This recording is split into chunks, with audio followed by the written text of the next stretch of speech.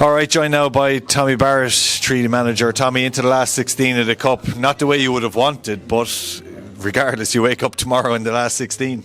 Yeah, we're in it, and that's it, you know. Yeah, look, we should have killed off the game, obviously, before they got the chance in the second half. But we could have lost it as well, you know. You think back to Darren Nwanko's header in particular in the first half, 3-4 yards out, missed the target.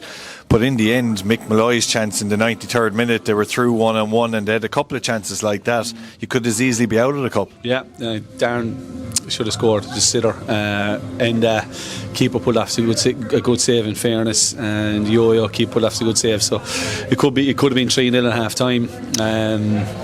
But then second half, you know, they had the better chances, in fairness. You just lacked a bit of quality tonight, Tommy. You lacked a bit of pace in particular up top. Do you feel that they're the gaps that need to be plugged in the team at the moment, or was it just an off night in terms of a cohesive performance? No, you put 11 behind the ball, it's hard to back down, Mike, you know, and where you're going to go with the pace, like they put everyone inside in the half. Like, you need to score a goal. If we get one of them goals, game opens up, then you can use your pace. But you know, it's very hard to break down no matter who you are.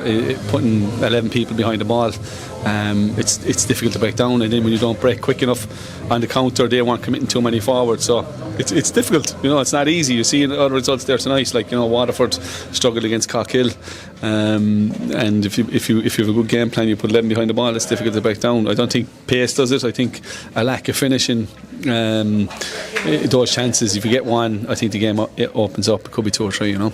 And it was really all about them tonight because it was their cup final, it was their big night. Do you give them a lot of credit for their performance? Yeah, but look, if we score early, as I said, if we score in the first half, I think, you know, we want to win the game, I think, fairly comfortably. It's easy to say that, but you do. They had a good shape about them. They stuck to their task. It was up to us to break them down and up to us to score. We didn't, and they probably will feel a bit unlucky that they didn't get the win, because in the second half they definitely had the better chances. And you look at the heroes, probably the unlikely hero was Michael Dike, because you didn't expect the game to go where it went, but 2 of his saves in the penalty shootout were top drawer. People say he's attracting interest cross channel at the moment. Easy to see why. He covers the big frame of the goal, but the way he got down both at opposite sides so quickly has great attributes as a goalkeeper. Yeah, he's got great potential in terms of a goalkeeper. Like, look, he looked a bit nervous again tonight. You know, he dropped a couple. That's not like him. I think, you know, in training in a full-time environment would suit him. I think he's got a lot of potential. He's only started playing goals like since he's 15, so 2 years ago. But yeah, we rate him very highly, and we think he's going to be a really good keeper. But look, some of the young lads have to learn as well. You know, I'd like to give young lads options tonight, and I changed it around a bit, which is, you know, you have to do as well. They're part of the squad now, but you know, we need a bit more quality all over the park if we're to go on further. I know you prepare meticulously. Did you practice penalties this week? We did a small bit, like just a bit. You know, a few of the lads were taking a few penalties here and there, but nothing too serious. Like, you know, just we had a few on Michael and Lee J, and a couple of the other lads were taking a few penalties, but probably 2 or 3 lads were taking penalties. So but we do that kind of a lot anyway, especially around the cup week. So yeah, and good. The bit of quality was good with the penalties, because Enda's first penalty, Thunderbolt, and that sets the tone, doesn't it? They missed their first, and suddenly Stevie Christopher, Lee J come up with a bit more confidence.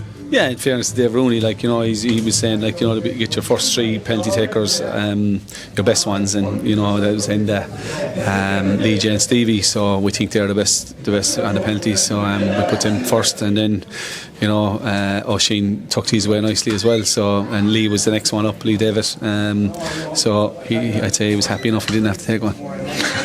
Maybe so. Look, you're in the hat for the next round. I mean, you'll obviously love a home tie, but it's a bonus, it's an extra game. It keeps the season very much alive. Any preferences after seeing the likes of Rovers go out tonight? Would you like a Premier club, or do you think there might be a path like before to maybe a semi-final again, like you got to the Brandywell with Derry? Yeah, look, you never know, you know, like, but obviously a home tie, no matter who we play, and if we play like that, we won't win anyway. So, well, look, it's a different game. In saying that, it'll be a different game. You know, we'll probably be the team that's camped in and hard to break down if it's a Premier team. So, it's you know, and in fairness to us, we're not used to like the majority of possessions, 60-70%. You know, we're quick on the counter and we move the ball quickly and exploit spaces. So it was difficult to play that. And look, the other thing, no excuse either, but the lads haven't really played with each other. That team hasn't played with each other. It's Darren's first game, Michael's first time in. Lee J getting a start. Lee J get a start as well, you know, and then so we mixed it up a bit. But still, that's no excuse. We need to be better. And you've Harps now next week, Tommy, back here, so home comforts pretty much throughout July. Important now to pick up 3 points just to stay on the coattail of those playoff positions and really put a sting into the tail of the last third of the season. So Harps next week, it'll be a totally different type of game, but is it 3 points as a must? Yeah, look, you're looking for 3 points, Mike, but it's easy to be, it's hard to get 3 points. You know, they beat us twice 1-0 already, and they're a dogged team. You know, we're finding it hard to score goals. That's our biggest issue. You know, we're keeping clean sheets. We're conceding probably 1 goal in a game, but we're not conceding many. But we're definitely, lacking the killer instinct in front of goal at the moment.